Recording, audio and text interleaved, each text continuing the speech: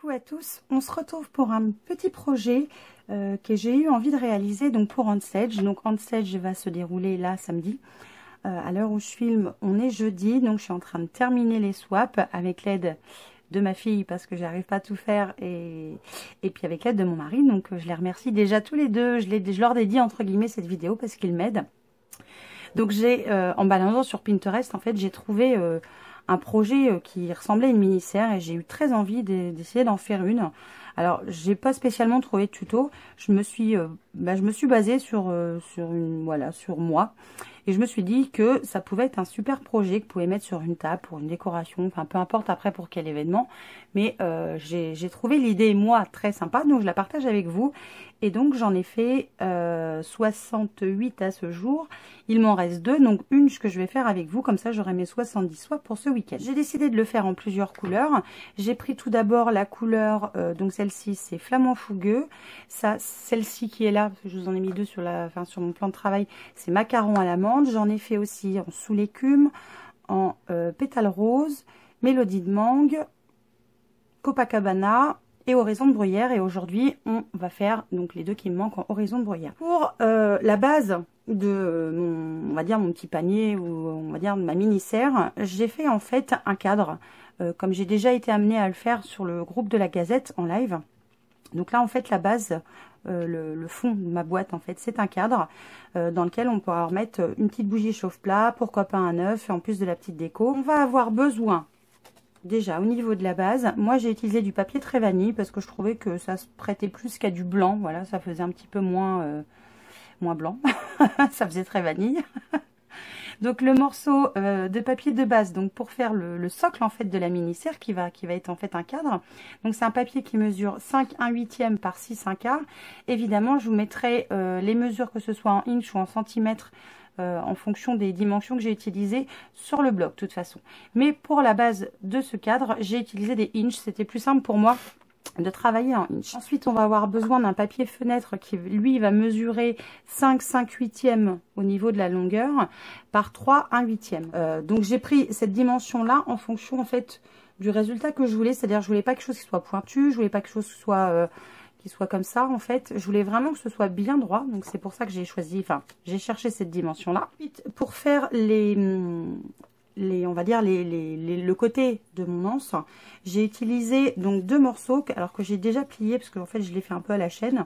Donc ce sont des morceaux qui mesurent eux aussi 14 cm par 2 cm de large et je les ai pliés en leur centre, donc j'ai fait un pli à 1 cm. Et comme j'en avais énormément quand même à faire, ce que j'ai fait c'est que j'ai pris ma feuille de papier A4, je l'ai coupée à 14 cm, donc dans le sens des 21. Et j'ai marqué un pli à 1 cm, j'ai coupé à 2, marqué un pli encore à 1, coupé à 2, de façon à avoir des mesures le plus juste possible au fur et à mesure et puis que ça aille vite pour ma préparation. Donc c'est pour ça que vous avez déjà le pli. Donc il nous faut deux morceaux comme ça pour faire les deux côtés. Pour faire l'anse, c'est un morceau qui mesure 10 cm par 1 cm de large. Pour faire les petites bandes de côté, donc deux morceaux qui mesurent 6 cm par 1 cm. Donc pour fermer en fait la mini-serre de chaque côté, et ça permet aussi de cacher le double face. Et puis après j'ai utilisé des chutes de papier très vanille pour faire mes étiquettes. Pour l'orchidée que j'ai posée à l'intérieur, donc j'ai utilisé le set d'orchidée tout simplement avec le set de tampons qui s'appelle Orchidée grimpante et les matrices de découpe qui existent de deux tailles différentes. Je vais vous montrer le set de tampons. Voilà, le set de tampons se présente comme ça. En fait, vous avez soit la possibilité d'imprimer une orchidée dans son intégralité, donc comme les petites qui sont là ou les deux grandes, avec deux motifs différents. Moi, j'ai bien aimé le côté un peu moucheté, parce que c'est celle que j'ai à la maison en fait comme orchidée, donc c'est pour ça que j'ai bien aimé. Ou alors, donc vous avez à chaque fois évidemment la matrice de découpe qui lui appartient. Ou alors vous avez la possibilité de monter vous-même vos pétales d'orchidée, c'est-à-dire vous avez à chaque fois deux morceaux. C'est-à-dire vous avez le morceau que moi j'ai appliqué en fond puisque mes orchidées ressemblent à ça, avec donc les 3 pétales. Le morceau avec les 2 pétales que j'ai posé, donc que j'ai collé par-dessus, et le cœur qui est là. Alors le cœur il peut se décliner en 2 tamponnages différents. Moi j'ai uniquement utilisé le petit motif qui est là et j'ai choisi l'orchidée la plus petite parce qu'évidemment on a les 2 tailles d'orchidée à chaque fois et les 2 motifs différents à chaque fois. Elle est déjà montée hein, parce que dans le coup j'ai en voulant m'avancer j'ai complètement zappé que je voulais faire la vidéo et que je voulais faire cette orchidée. Ensuite, pour les feuilles que j'ai mis donc dans le fond de ma boîte, j'ai tout simplement utilisé les matrices de découpe. Alors j'ai utilisé l'encre marée montante, si mes souvenirs sont bons. Si c'est pas ça, de toute façon vous le verrez sur le blog, je vous aurai mis notre couleur, qui s'appelle Fleurs Merveilleuses, donc où il y a déjà beaucoup de choses, et il y a ces superbes feuillages qui sont juste embossés, et finalement quand vous les passez à la Big Shot, vous obtenez ça. Vraiment, j'aime beaucoup le rendu qu'elle donne. Donc j'ai fait 2 grandes feuilles, 2 moyennes et 2, pas tout à fait les dernières petites, parce que les dernières petites sont restées là. Et je les ai assemblées, mais ça je vous montrerai tout à l'heure. Pour finir, donc j'ai perforé les petites fleurs que vous voyez là. Voilà, avec ces petites perforatrices qui sont là, que j'aime beaucoup, qui sont géniales pour faire tout ce qui est vraiment toutes petites fleurs. Je vous montrerai comment leur donner une petite forme tout à l'heure. Donc j'en ai tamponné 6 dans la couleur Horizon de Bruyère. J'en ai perforé une dans la couleur, hop, la voilà, Calico Coquelicot, qui va me servir à l'intérieur, parce qu'une fois qu'on a mangé l'œuf, je trouvais sympa qu'il reste quelque chose et pas un vulgaire trou. Et une avec la petite perforatrice comme ça étoilée, que j'ai ancrée en fait avec la couleur sous l'écume, que je trouve elle très jolie. Première chose donc qu'on va faire, c'est la base. Et pour faire la base, je trouvais sympa d'utiliser un papier donc uni certes et assez clair, mais je voulais aussi cette décoration un peu de craquelure, et c'est pour ça qu'en fait j'ai tamponné, alors là je l'avais déjà préparé, désolée, mais bon vous savez comment ça marche un tampon, le set Crackle Pen, que je trouve juste magnifique. C'est un très grand tampon de fond, mais vraiment très grand, qui est juste enfin moi je le trouve magnifique, hein, voilà. Ça c'est fait. Donc on va, une fois que j'ai tamponné en fait le motif de fond sur mon papier, donc vous voyez qu'il prend pas forcément toute la largeur, enfin toute la taille de mon papier, mais c'est pas grave puisqu'on va pas forcément utiliser tout, et puis comme on va replier, enfin voilà, je vais vous montrer, vous allez voir, c'est super simple à comprendre. Donc une fois qu'on a ce fond, on va pouvoir commencer par marquer les... Je prends ma table de marquage, mon stylet, et c'est parti. Il va falloir donc que je marque mes plis. Alors, je vous mettrai aussi là où j'ai marqué les plis. Donc, le premier pli, je le mets à 1/4 de inch. Le deuxième à 3/4. 1 pouce. Et 1,5. Je tourne mon papier d'1/4 de tour. Et je fais exactement la même chose. 1/4. 3/4. 1. 1,5. Et pareil sur les 4 côtés. Une fois que j'en suis arrivée là, donc je garde mon papier dans la position dans laquelle elle est là, et je vais marquer juste un pli qui va être lui à 1/3/4, qui va aller jusqu'à la deuxième ligne de marquage, pas plus loin.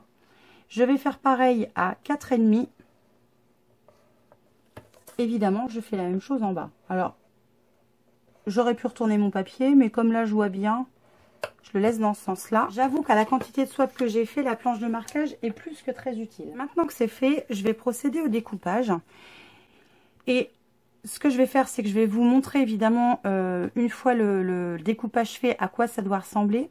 Mais ce qu'il va falloir faire, je vais prendre un stylo, je vais essayer de vous montrer. En fait, il va falloir enlever tout ça. Gardez le petit carré qui est ici, qui va nous servir d'onglet pour consolider notre boîte. Il va falloir enlever tout ça, et ici on va couper en biais. Je vais vous montrer un côté, et en fait il faudra faire exactement la même chose sur tous les côtés. Et ce que je fais, c'est que je coupe pas dans le pli, je coupe légèrement à gauche du pli.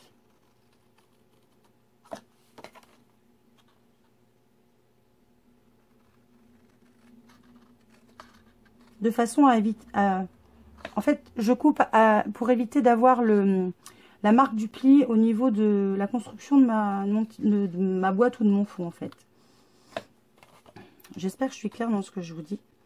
Donc, j'enlève déjà cette partie-là. J'enlève celle-ci. Là, je vais venir biaiser le petit onglet qui se trouve là. Et au niveau de là, je vais venir couper, en fait, je vais commencer juste là et revenir jusque là. Alors, étant donné que ma boîte, enfin je me mets dans l'autre sens pour que ce soit plus facile. En gros, voilà ce que vous devez obtenir pour le premier côté, sachant qu'il va falloir faire pareil sur les 4 côtés.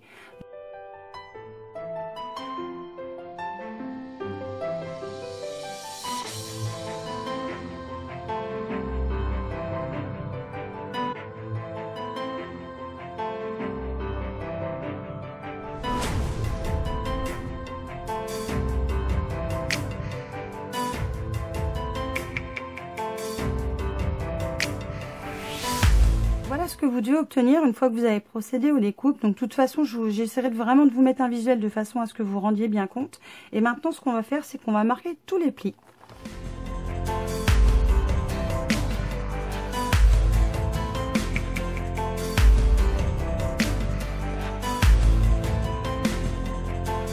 Ça donne une fois que tous les plis sont marqués. Ce qu'on va faire maintenant, c'est qu'on va mettre donc notre papier à l'envers. Et je vais venir poser du double face sur mes petits onglets qui sont ici. Vous pouvez le faire avec des mini-glue d'autres, même si vous préférez, hein, c'est pas gênant. Quand je pose du double face comme ça, j'aime bien venir appuyer de façon à ce qu'il reste bien en place. Voilà. Ensuite, on va venir tout simplement monter la boîte comme on aurait l'habitude de le faire. Donc j'enlève le double face. Alors, je le fais des deux côtés. Je viens replier un petit peu mes onglets et je positionne de façon à former la base de ma boîte en fait. Comme si, voilà, comme si on voulait faire une boîte lambda. Le socle est fait. Je dirais qu'on a quasiment fini. Ce que je vais faire, c'est que je vais venir hop, ouvrir légèrement. Et je vais apposer de la colle. Alors, je vais venir apposer un filet de colle, mais vraiment un petit filet au niveau, à l'endroit du petit onglet qui me reste. En fait, finalement, c'est pas plus mal que ça n'ait pas pris l'encre. Et je vais venir refermer.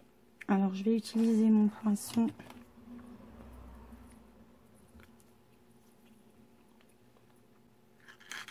Pour refermer ma base. Je le pousse et en fait je le laisse glisser de façon à obtenir la base d'un côté de mon cadre. Alors je positionne un petit peu pour que la colle prenne bien, parce que comme on n'a pas beaucoup d'épaisseur, il faut quand même que ça tienne.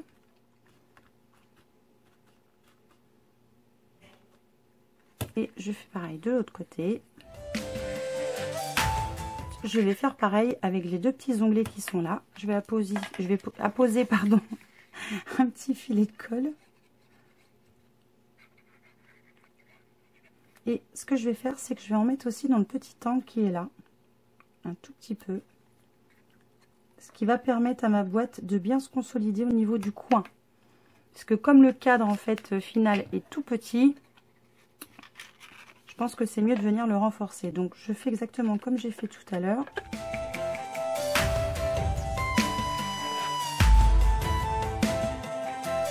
Je maintiens un petit peu pour vraiment bien être sûr que la colle adhère bien. Voilà, la base de ma serre est faite. Ensuite, je vais passer donc à la partie serre proprement dit.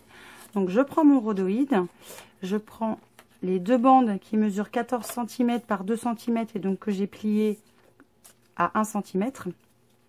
Et je vais venir apposer une nouvelle fois du double face.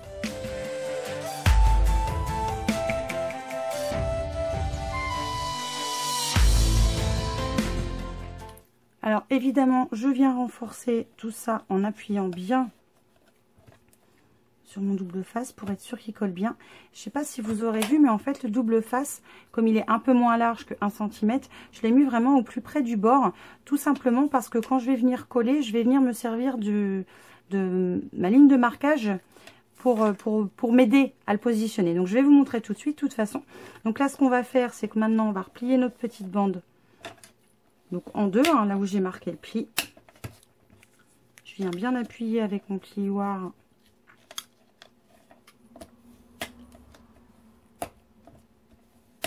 Voilà, je prends mon rhodoïde et je vais commencer par enlever une bande d'un côté.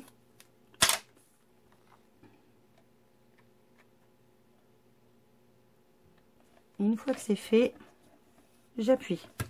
Et c'est à ce moment-là que je vais enlever la deuxième bande et que je vais tout simplement la replier dessus. Comme ça. Et je viens bien appuyer mon pli de chaque côté pour être sûr que ça bouge pas. Alors, en en ayant fait plusieurs, pardon, je me suis rendu compte que certaines bandes n'étaient pas forcément justes au niveau du pli. Là, ça tombe pile impeccable. Quand j'avais une petite démarcation, une petite différence de pli, étant donné que ce qu'on voit, c'est l'extérieur, je me suis arrangée pour avoir cette petite différence côté extérieur. Donc, je fais pareil. Je pose, je viens m'appuyer sur la ligne de marquage. J'appuie. J'enlève l'autre côté. Et je referme. Une fois que j'ai fait ça, je vais venir aider le rhodoïde à se plier et surtout le papier à se plier. Donc je prends mon plioir et je fais tout simplement comme si je voulais faire friser du papier. Hein. Et je viens de l'assouplir.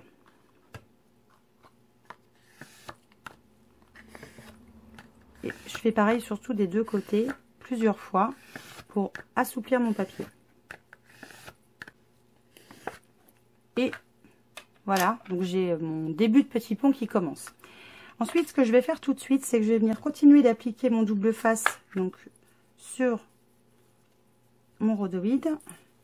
Alors, je vais mettre une bande de chaque côté à l'extérieur où va venir se mettre mes petites bandes de 1 cm. Et je vais pas les coller à ras, je vais les décaler légèrement de façon à ce que mon papier ne soit pas, lui, non plus collé à ras. Parce que je voulais cet effet un petit peu, comment je vais vous dire, un petit peu mûr. Je sais pas si on peut dire ça comme ça. Avec un petit joint, je préférais que ce soit pas à ras, que ce soit pas juste et qu'il y ait un petit décalage pour que ce soit un petit peu plus joli. Enfin, moi, j'ai trouvé un peu plus joli.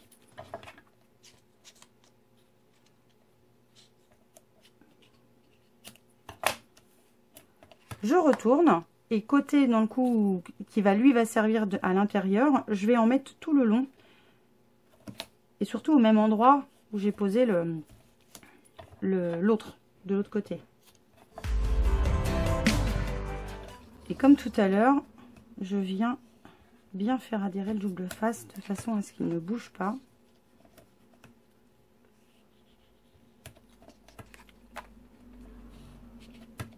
Des quatre côtés. Maintenant que j'ai fait ça, je prends les deux petites bandes qui mesurent 6 cm par 1 cm et je viens les coller côté extérieur donc de ma ligne de courbure. Et je les positionne, voilà, juste comme ça. Alors s'il y a un petit décalage, c'est pas très grave. J'ai préféré, parce que je vous avoue avoir mesuré pile la largeur et je me suis rendu compte que des fois à 1/10 de millimètre, mon papier il n'était pas forcément nickel au bout, donc petite fleur, ça va cacher la petite différence qu'il va y avoir, donc c'est pas bien gênant. Donc voilà. La base de ma serre est quasiment finie. On va continuer à préparer nos petits éléments qu'on va venir après coller les uns aux autres. Donc là, je vais faire ma petite feuille du dessous. Donc je vais tout simplement prendre de la colle. Je vais en mettre un tout petit peu ici. Et je vais venir mettre la deuxième plus grande dans la longueur en fait de la première, tout simplement. Je vais remettre à nouveau un petit point de colle ici et un autre ici. Je vais venir ajouter mes deux autres feuilles, on va dire moyennes.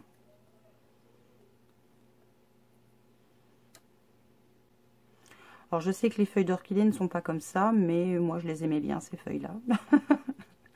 Et un autre petit point ici et ici pour la dernière.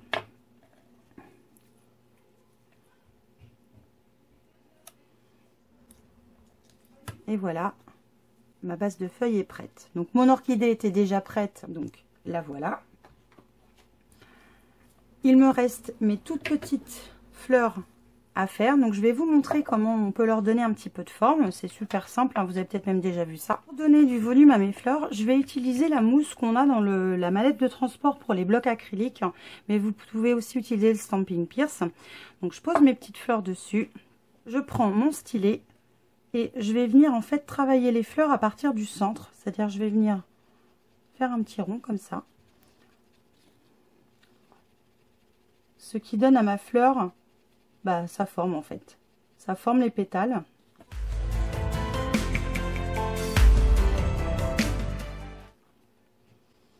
L'outil touche à tout aussi est très pratique pour faire ça. Moi j'avais ça sous la main donc j'ai pris celui-là.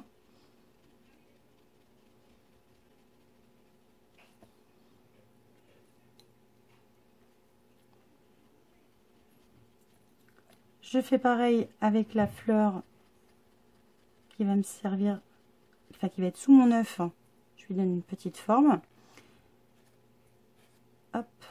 Et je fais pareil avec celle-ci. Alors celle-ci va vraiment bien rebiquer. Ça me fait penser un peu à une fleur de nénuphar une fois que c'est fait. Enfin bon, c'est juste moi hein, qui ai cette impression-là.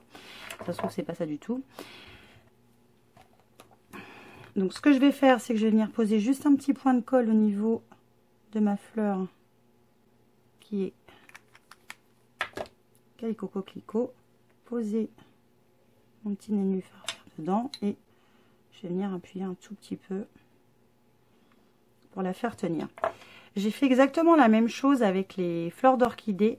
J'ai tout simplement mis les deux grandes à l'envers. J'ai tourné pour les faire rebiquer, on va dire, une fois à l'endroit vers l'intérieur.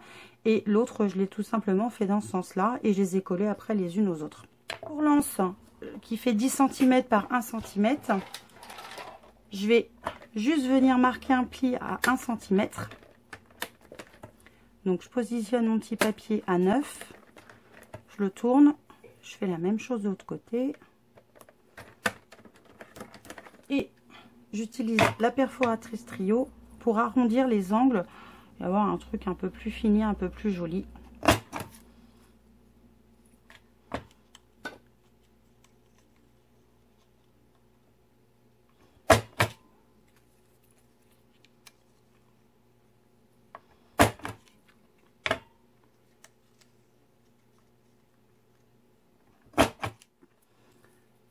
Donc je marque bien mon anse. J'assouplis en fait mon papier en le faisant des deux côtés.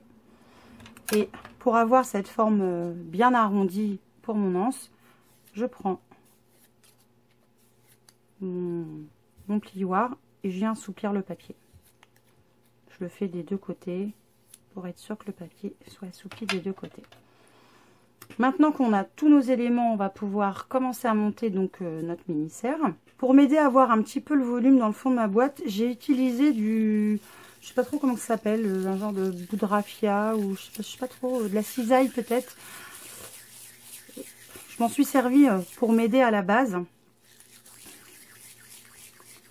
Je suis venue la rouler en fait comme ça dans ma main, mais pas beaucoup, un tout petit peu. Je prends mon pistolet à colle. Alors, ensuite, je viens positionner ma bougie dans son emplacement. Et pour pouvoir en fait avoir tout de suite une idée de là où je vais positionner ma petite boule. Donc j'ai pris un pistolet à colle parce que je trouve que c'est plus facile pour avoir quelque chose qui tienne bien et vite. Donc je le positionne juste comme ça. J'en remets par-dessus pour pouvoir coller mes feuilles.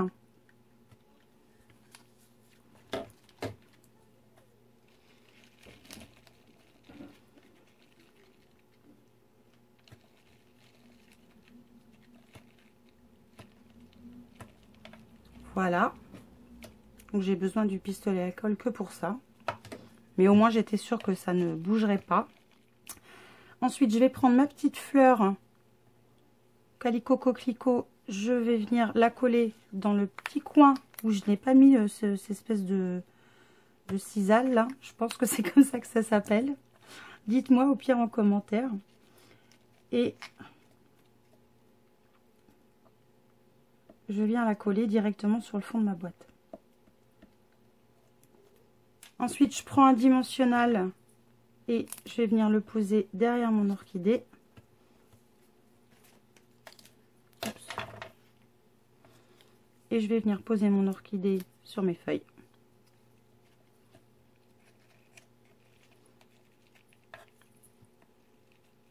Donc là, la base est entièrement finie.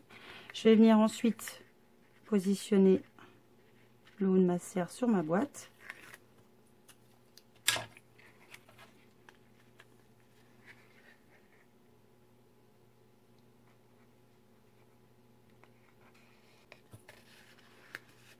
Alors, je maintiens bien les deux coins et avec mon plioir, je vais en plier sur les côtés de façon à être sûr que le double face tienne bien. Je fais pareil avec l'autre côté.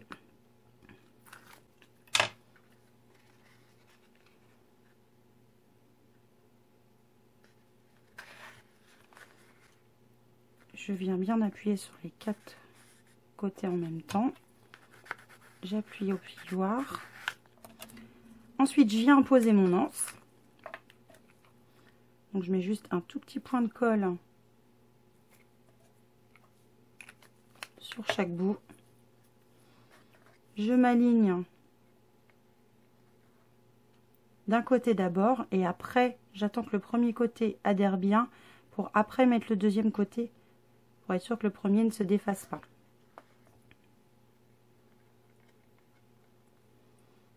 Et j'appuie fermement pour bien la faire tenir. Pour finir, je vais venir mettre mes fleurs en fait tout simplement sur le bout de mes anses. Une en haut, enfin 2 en haut, pardon, de chaque côté et 4 sur les angles.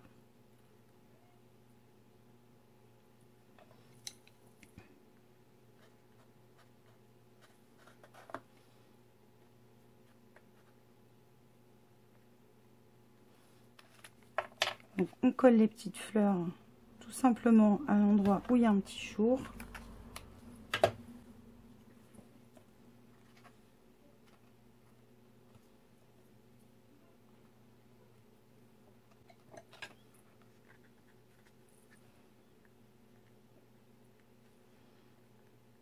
J'ai appuyé avec le...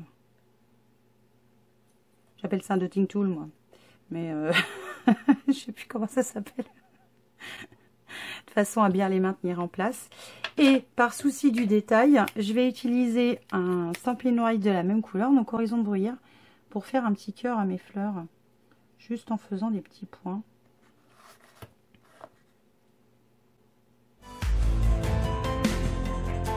La serre est finie. Voilà, donc celle-ci sera Horizon de Bruyère. Là, j'ai juste accroché après pour les swaps le petit mot sur lequel c'est marqué qui fait plaisir avec la perforatrice, avec la petite étiquette comme ça que j'adore, plus le nom du blog au fil du scrap, parce que voilà, parce que c'est moi, et j'ai juste fait un petit nœud avec la ficelle, hein, rien d'extraordinaire. Donc voilà ce que ça donne une fois fini. Donc j'espère que ce petit tuto vous aura plu. Si vous avez été peut-être une des personnes avec qui j'ai échangé à OnStage, n'hésitez pas à le mettre en commentaire. Puis en attendant une prochaine vidéo, je vous fais plein de bisous et surtout portez-vous bien. Ciao!